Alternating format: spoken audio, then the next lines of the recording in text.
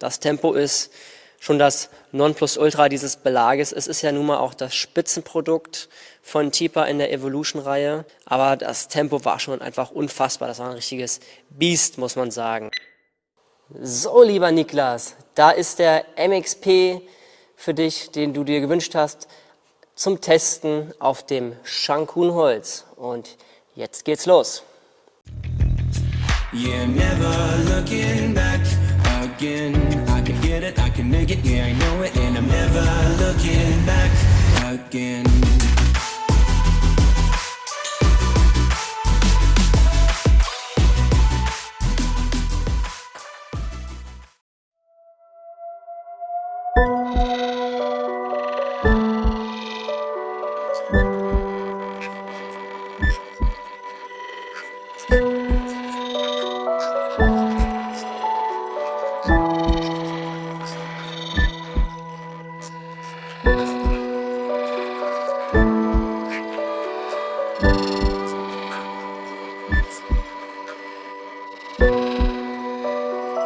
So, jetzt starten wir zu diesem kompakten Video. Wir wollen ja den Tipa MXP testen und das machen wir jetzt. Übrigens, vielen Dank für euer Feedback, dass ihr den mal sehen wolltet. Und jetzt ist es soweit. Ja, was zeichnet den Belag aus? Der Belag Evolution MXP hat eine Härte von 47,5 Grad. Exakt die gleiche Härte hat der Tipa Aorus Prime Belag, ebenfalls 47,5 Grad. Und da dachten wir uns, den testen wir mal im Vergleich, gleiche Härte, was sind die Unterschiede, was unterscheiden sie sich und was sind vielleicht auch die Gemeinsamkeiten. Ich glaube, das ist ein ganz interessanter Vergleich von diesen beiden sehr guten Tipa-Belegen. Und jetzt geht's ran an den Tisch und wir testen den Belag auf Tempo, Rotation, Kontrolle und Flugkurve. Auf geht's!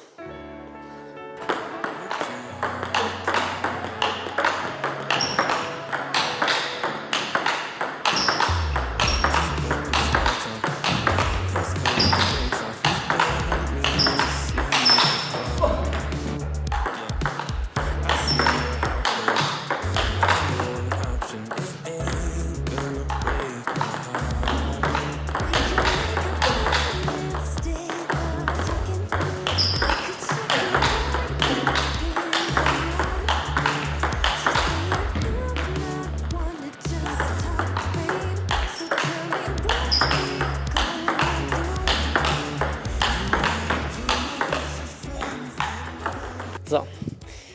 Punkt 1 ist das Tempo. Ja, das Tempo ist schon das Nonplusultra dieses Belages. Es ist ja nun mal auch das Spitzenprodukt von Tipa in der Evolution-Reihe.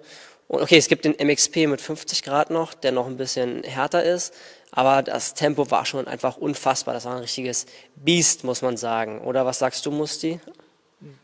Ja, wie du ja gesehen hast, beim Topspin bin ich ja am Anfang nicht hinterhergekommen, weil halt das Tempo erstmal gewöhnungsbedürftig für mich war, weil ich weiß ja eigentlich, wie du mal Topspin ziehst und das Tempo könnte ich ja gut einkalkulieren, hat man danach beim Tipa, welche war das nochmal?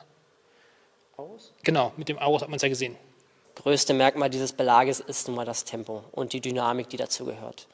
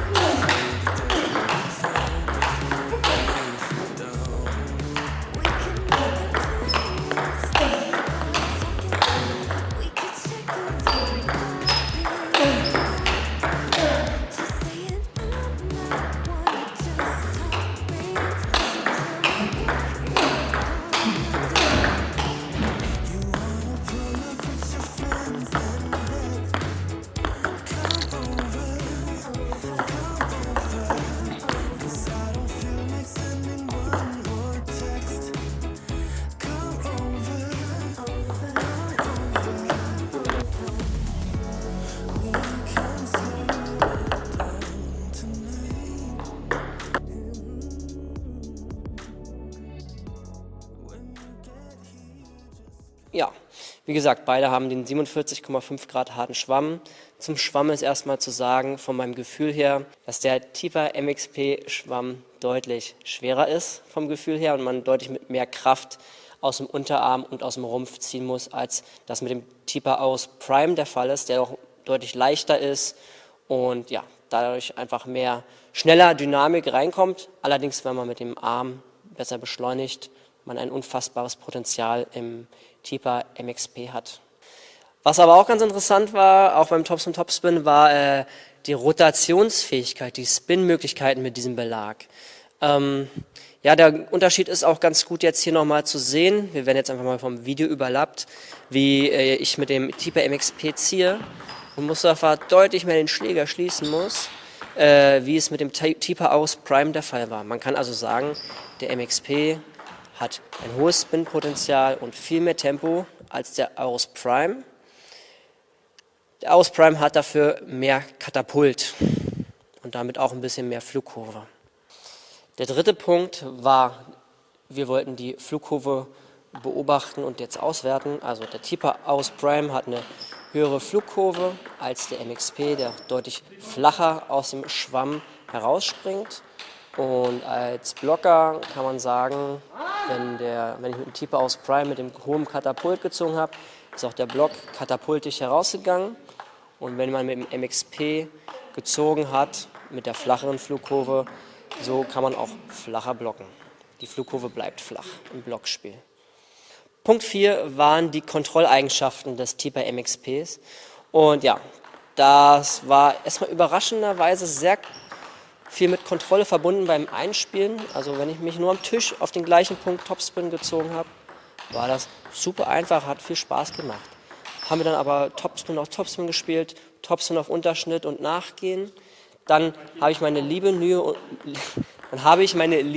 und Not gehabt, die Kontrolle zu behalten. Da ging nicht jeder zweite Ball, aber immer wieder gingen die Bälle beim Nachziehen über den Tisch. Das konnte ich also gar nicht kontrollieren. Da liegt mir persönlich wieder mehr der Schwamm des Aorus Primes, wo mehr Katapult ist, aber ich einfach eine bessere Ballrückmeldung bekomme, weil der Belag einfach ein bisschen leichter ist. So. Schlusswort zu diesem Test ist, dass der MXP ganz klar auf Tempo ausgelegt ist und ein wirkliches Speedmonster ist.